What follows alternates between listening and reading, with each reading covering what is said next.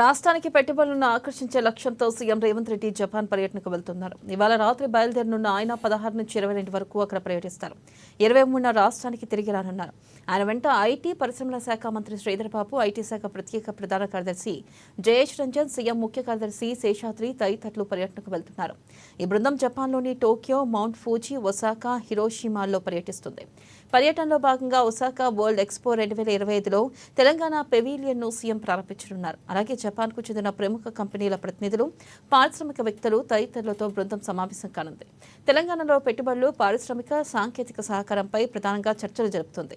కొత్త పరిశ్రమల ఏర్పాటుకు పెట్టుబడులు పెట్టడానికి గల అవకాశాలను, అందుబాటులో ఉన్న మౌలిక సదుపాయాలు, ప్రభుత్వం ఇచ్చే ప్రోత్సాహకాలను జపాన్ పర్యటనలో ప్రధానంగా వివరించనున్నారు.